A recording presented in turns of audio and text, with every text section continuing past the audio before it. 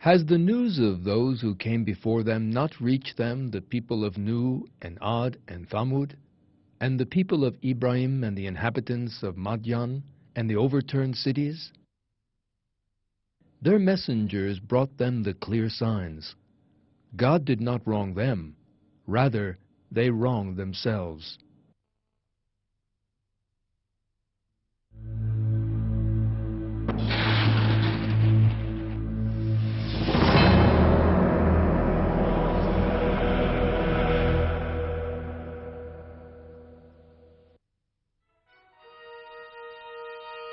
The Great Pyramid, Egypt, 2600 BC. Stonehenge, England, 2000 BC. Angkor Wat, Cambodia, 1150 AD. Machu Picchu, Peru, 1470 AD.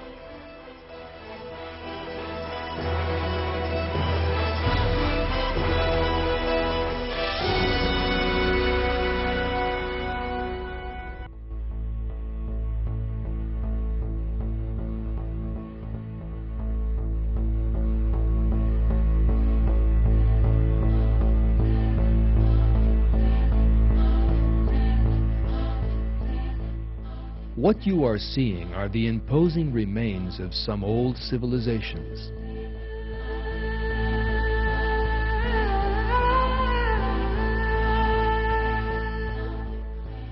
Throughout world history, a great many very different civilizations have grown up, ruled for a while, and then faded away when their time came. The level of craftsmanship reached by some of them is enough to amaze us even today. Yet these civilizations, which may have approached and perhaps even surpassed today's levels of mathematical, astronomical, medical, and architectural knowledge, no longer exist. The knowledge they had, the unbelievable riches they acquired, their magnificent palaces and temples now stand empty and in ruins.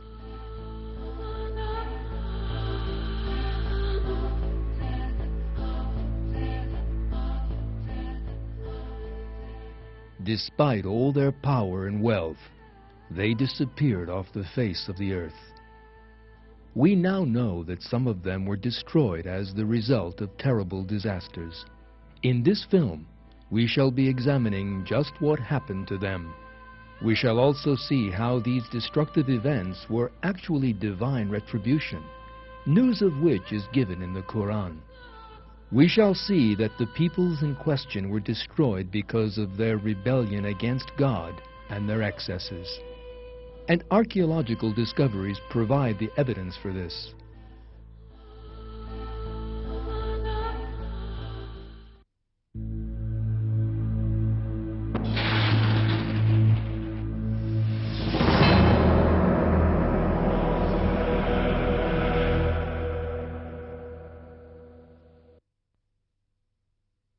The people of Lut denied the warnings. We unleashed a sudden squall of stones against all of them.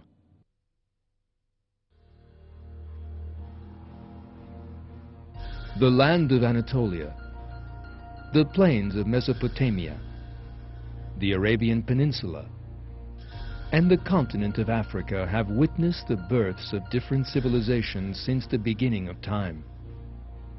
God sent messengers to them throughout history and called them to His path. Those people who refused to believe the messengers sent to them, who tried to kill or exile them, were all destroyed. One of these civilizations was found within the borders of the present-day state of Israel. This people who settled by the shores of the Dead Sea were the people of Lut. According to the Quran, homosexuality was so rife among these people to whom the prophet Lut had been sent that its like had never been seen before.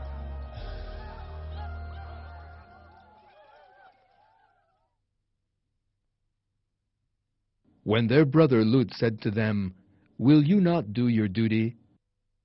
I am a faithful messenger to you, so heed God and obey me. I do not ask you for any wage for it. My wage is the responsibility of no one but the Lord of all the worlds. Of all beings, do you lie with males, leaving the wives God has created for you?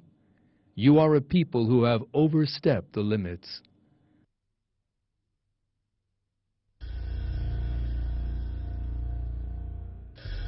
When Lut told them to renounce their perversions and brought them God's commands, they denied him, rejected that he was a prophet, and continued with their perverted ways.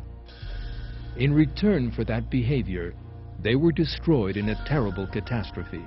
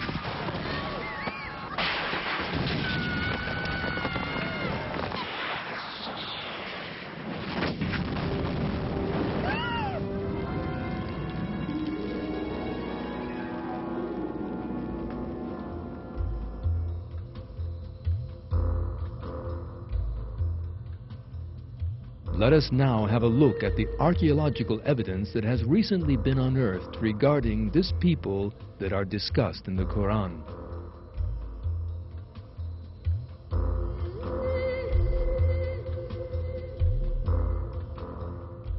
When we look at the Old Testament, the holy book of both Christians and Jews, we see that the matter is described in the same terms as in the Quran.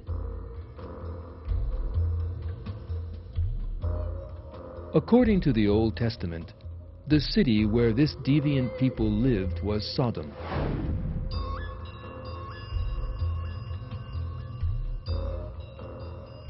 Archaeological discoveries from excavations reveal that the city was built near the Dead Sea, which runs along the Israel-Jordanian border.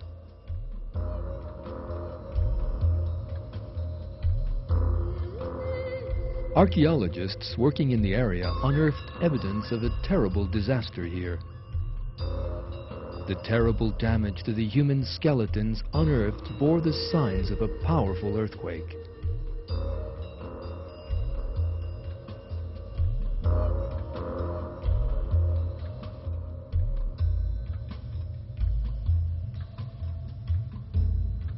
According to the Quran, angels came to Lut and gave him this warning the night before the disaster.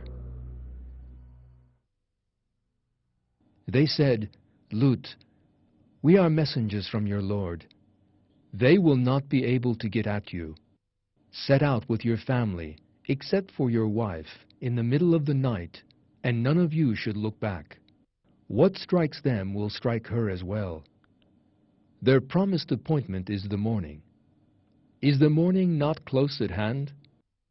When our command came, we turned their cities upside down and rained down on them stones of hard-baked clay, piled on top of one another in layers, each one earmarked by your Lord, and they are never far from the wrongdoers."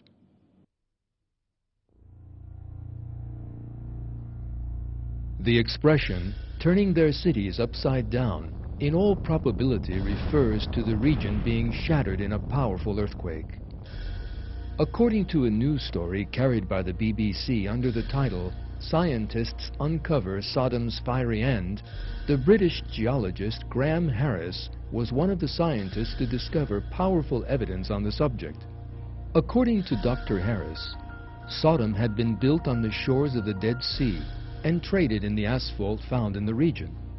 This tarry substance was used in ancient times to waterproof boats and to hold stones together in buildings. Yet this settlement area, right by the Dead Sea, also stood on very unstable land. This was the point where two tectonic plates moving in opposite directions met. This was an earthquake zone.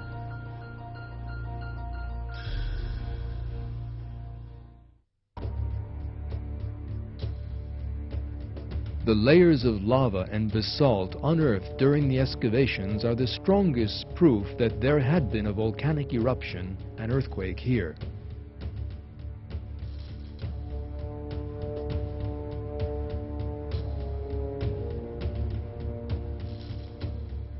The event described in the Quran in the words, "Rain down on them stones of hard-baked clay," was in all probability a volcanic eruption. The event described in the same verse in the words, "When our command came, we turned their cities upside down," may well refer to the ruptures and destruction caused by the earthquake. Under the Dead Sea shores lie large deposits of flammable methane pockets. The earthquake would have set these in motion and ignited them.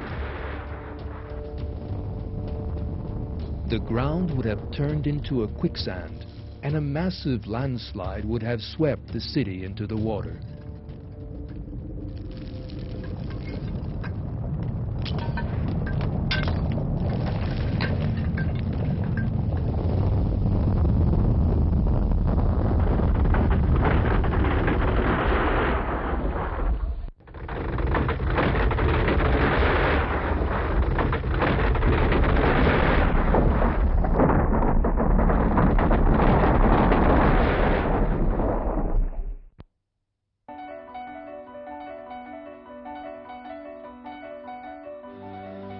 A series of scientific experiments at Cambridge University confirmed this theory.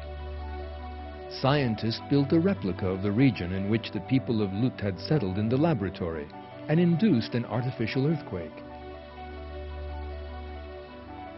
As had been expected, the earth was inundated and the miniature houses slid into it and were buried there.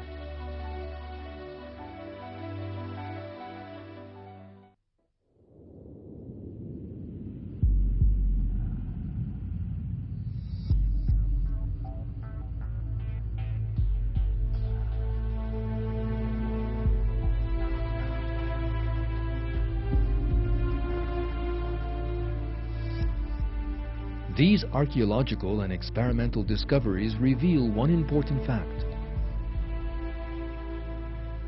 The people of Lut discussed in the Quran really lived in the past and were punished for their perversions by a disaster sent by God.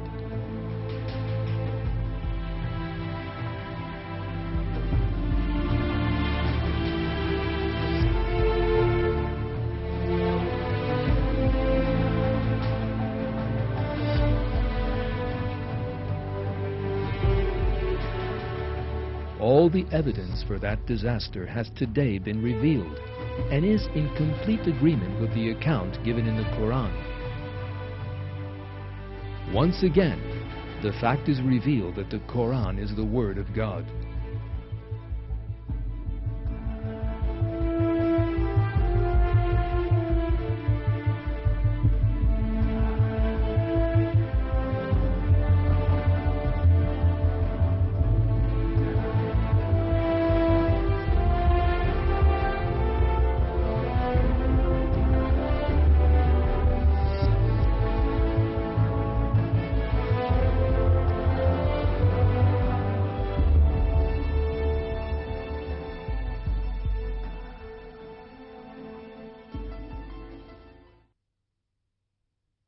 So the great blast seized hold of them at the break of day. We turned the place completely upside down and rained down on them stones of hard-baked clay. There are certainly signs in that for the discerning.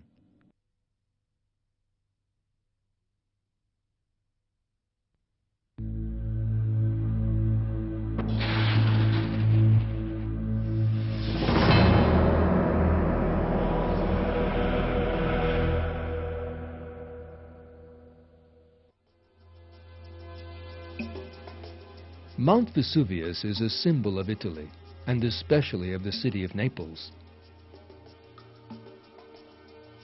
The volcano is also known as the Mountain of Misfortune. There is a good reason for this.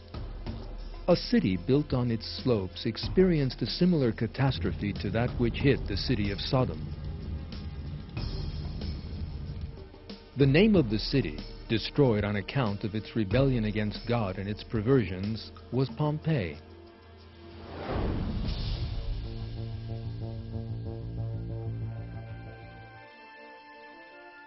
These pictures portray what was once the busiest street in Pompeii.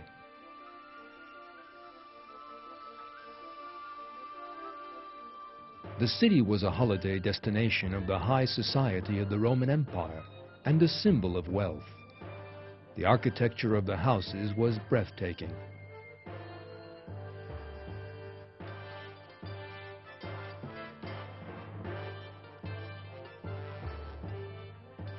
The people of Pompeii were very wealthy.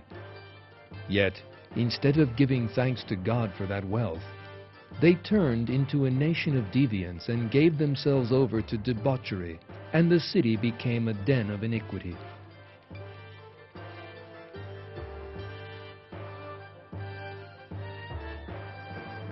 Pompeii was best known for two things. One was the gladiatorial combats organized in the huge arena solely for the amusement of the rich.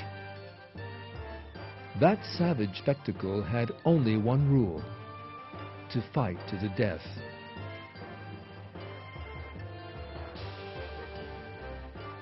The second largest arena in the empire, after the Colosseum in Rome, was that of Pompeii.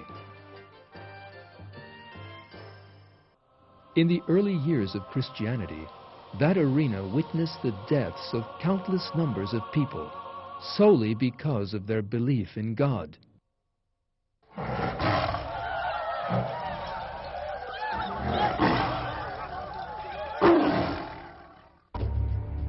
This unbelievable savagery came to be the greatest form of entertainment for the people of Pompeii, whose consciences had withered and died.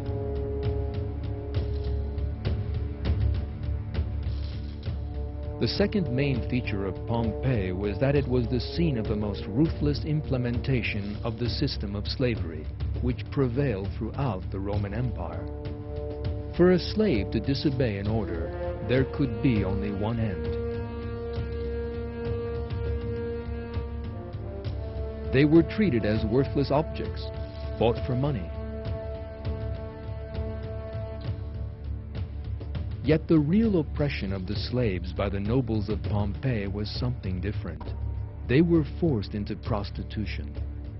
The perverted homosexual relations between themselves among the nobles ended in the rape of slaves no older than children.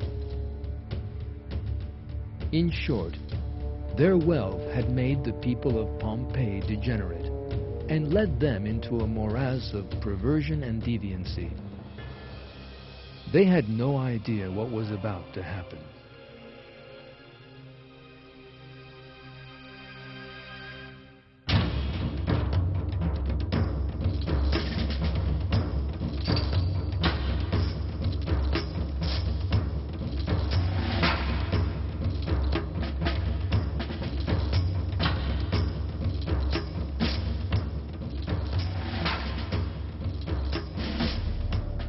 The disaster was so terrible that this huge marble bathtub from one of the baths smashed into the opposite wall with unbelievable force, leaving a huge deep scar.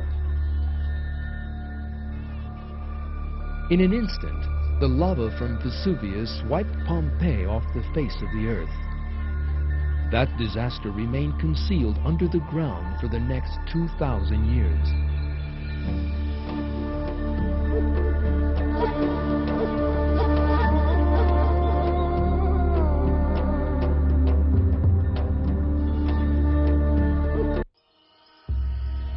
In the first quarter of the 20th century, archaeologists began to unearth the remains from under tons of volcanic rock.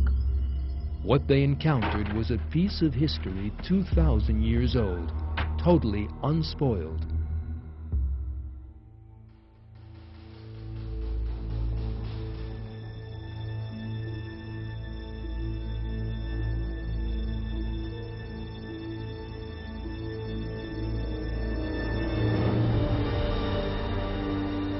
The disaster had struck the people of Pompeii so suddenly that everything stayed just as it had been 2,000 years ago, as if time had stood still.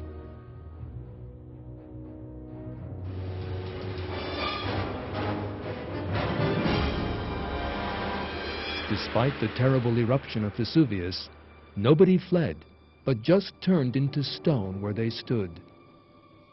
The faces, and even the teeth of some of these bodies remained completely intact. The thing they almost all had in common was their expression of surprise and terror.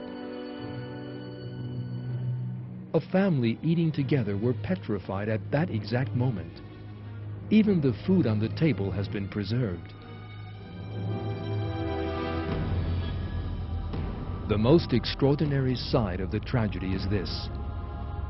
How was it that thousands of people waited for death to come and claim them, seeing and hearing nothing? That dimension of the catastrophe shows that the destruction of Pompeii closely resembles the incidents of destruction recounted in the Quran. When such incidents are described in the Quran, it is revealed how people were always struck down in an instant where they stood.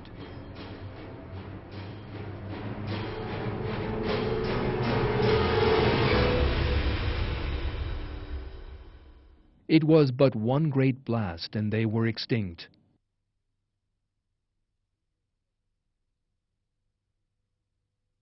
We sent a single blast against them and they were just like a thatcher's reeds.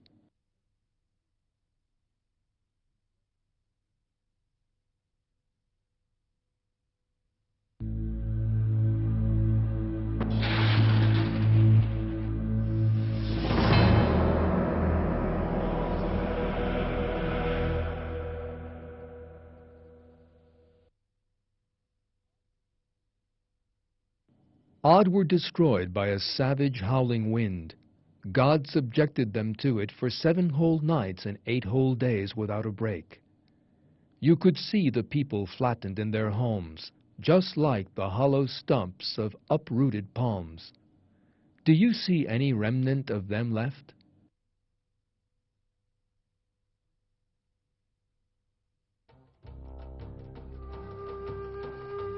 The history of the Arabian Peninsula goes back a very long way.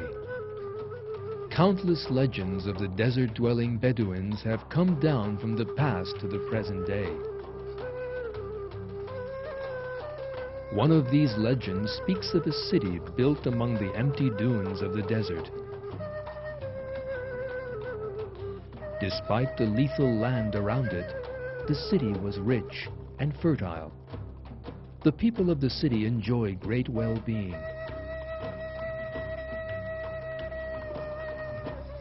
However, according to the story, the people of the city committed a great sin and suffered a great punishment for it.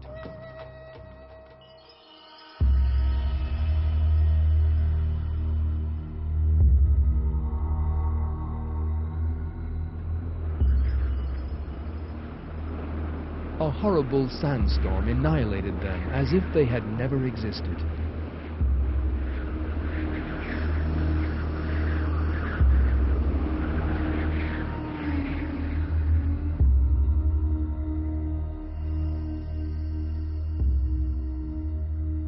Archaeological research in Oman in the south of the Arabian Peninsula has revealed that this tale is true, not a myth at all, and that the people mentioned in the early sources are the people of Ad mentioned in the Quran.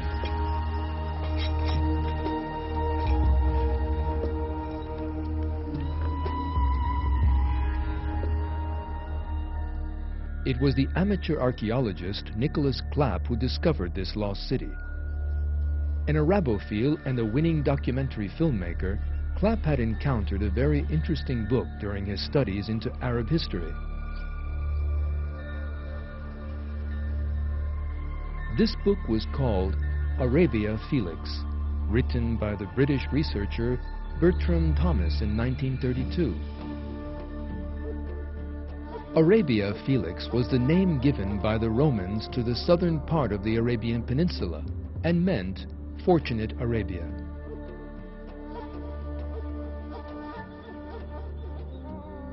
The reason for this was that the inhabitants of that region in ancient times used to be known as the most fortunate people of the age. But why was that?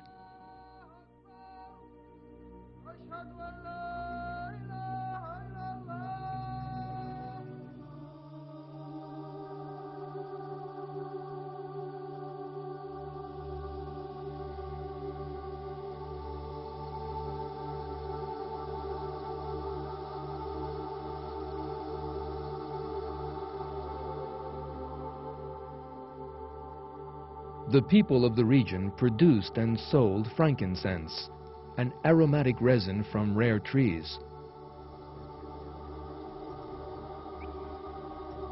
Frankincense was of great value in ancient societies and was used as a fumigant in various religious ceremonies.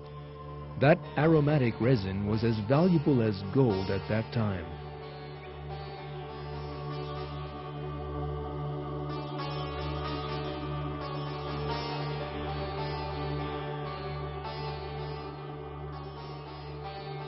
In his book, the British researcher Thomas claimed that he had discovered the traces of one of the fortunate peoples in question. This was the city known to the Bedouins as Ubar.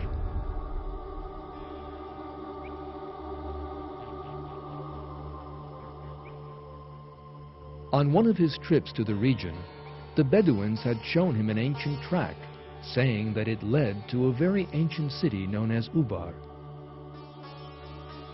Thomas was greatly interested in this matter, but died before he could complete his research.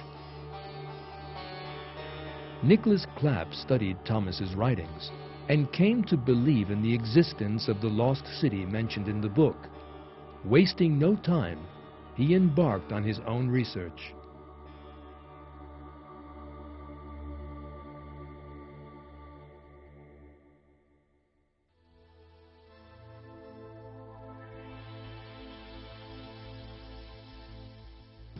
Clapp asked NASA to scan the region by satellite. In the pictures taken from space appeared the traces of a number of tracks, invisible to the naked eye from the ground. Clapp then compared these pictures to old maps and came up with the result he had been expecting. The tracks in the old maps were the same as those in the pictures taken from space. Where these tracks joined was a wide area that was realized to have been an ancient settlement.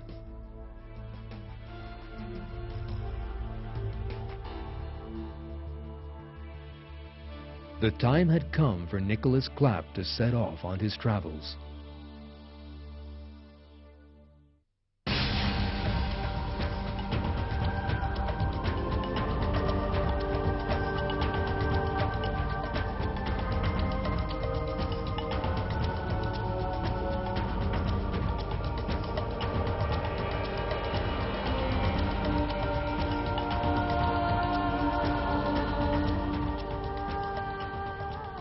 It was a long journey and one full of adventure.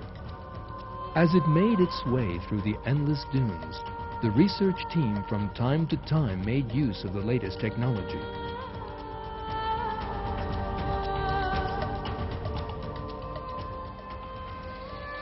Yet there were also times in that wild place where technology was of no use.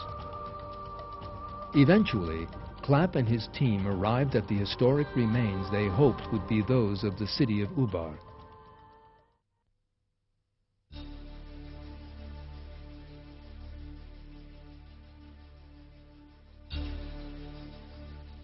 From the moment the ruins were discovered, it was realized that they belonged to the people of Ad mentioned in the Quran and the city of Iram that they had built.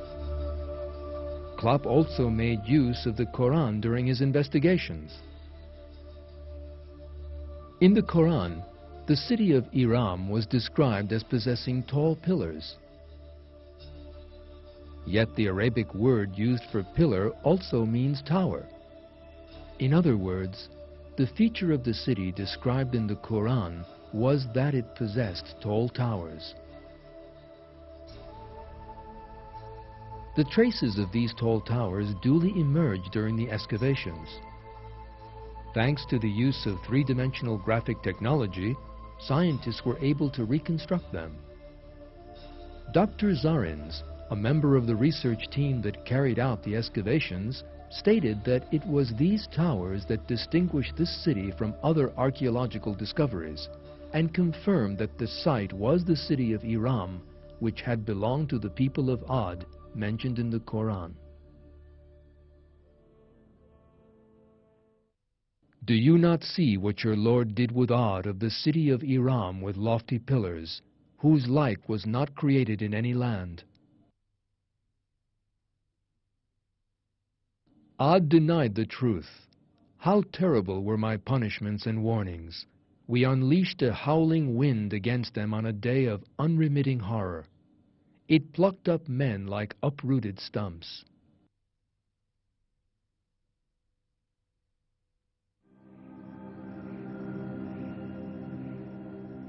The people of Ad, whose traces the archaeologists discovered in the city of Ubar, had denied the prophet Hud, who had been sent to them, at which they were destroyed by God. When they saw it as a storm cloud advancing on their valleys, they said, "This is a storm cloud which will give us rain." No, rather it is what you desired to hasten, a wind containing painful punishment.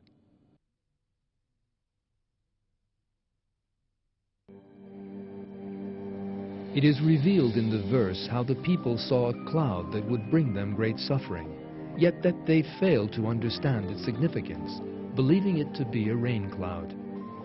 This is an important indication of the nature of the suffering that was about to be unleashed on them.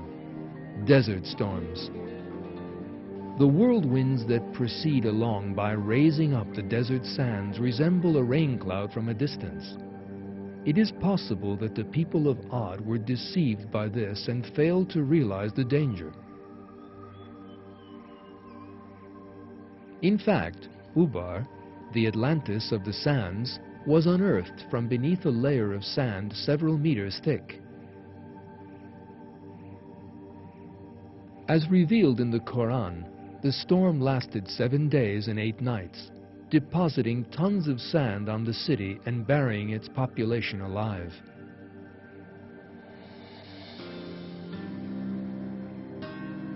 The most important evidence that the people of Ad had been buried in a desert storm is the word Ahqaf, used in the Quran to define the place of the people of Ad.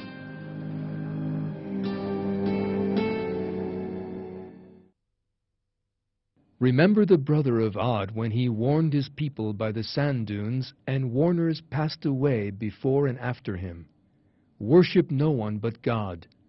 I fear for you the punishment of a terrible day.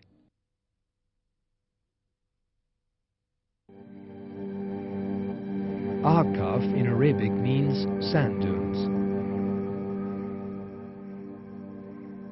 This shows that the people of Ad lived in a region full of sand dunes, so it is quite natural that the city should have been buried in a sandstorm.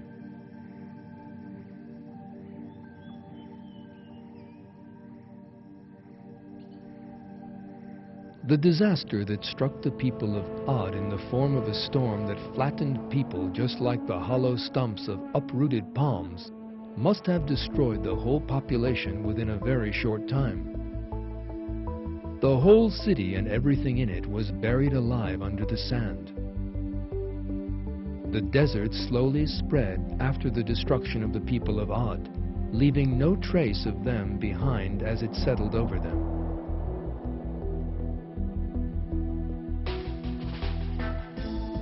In brief, historical and archaeological discoveries prove the existence of the people of Ad and of the city of Iram with lofty pillars, as mentioned in the Quran, and that they were destroyed in just the same way that the Quran relates. Research has unearthed traces of that people from beneath the desert sands. In the Quran, God reveals that the people of Ad turned away from the straight path out of arrogance. The peoples we have been examining all committed similar mistakes. They all rebelled against God. They adopted other gods than Him. They grew arrogant in the earth without any right, and turned to sexual deviancy and perversion, and God destroyed them. A great many societies that have lived throughout the course of history have been destroyed for similar reasons, not just a few examples we have seen here. God tells us of this fact in the Quran and asks us to think hard about them. Our task is to learn from the destruction of these peoples and to take warning from them. One verse from the Quran says, Ad were arrogant in the land without any right, saying, Who has greater strength than us? Did they not see that God who created them had greater strength than them? But they renounced our signs. We must not forget that God can destroy an individual or a whole people whenever He wishes. He can also honor those whom He wishes and confer blessing upon them. All good and beautiful things are in the hands of God. Man's duty is to constantly thank God for all the blessings He has bestowed and to seek His good pleasure. God issues the following call to man in another verse of the Quran. Whole societies have passed away before your time, so travel about the earth and see the final fate of the deniers. This is a clear explanation for all mankind, and guidance and admonition for those who do their duty.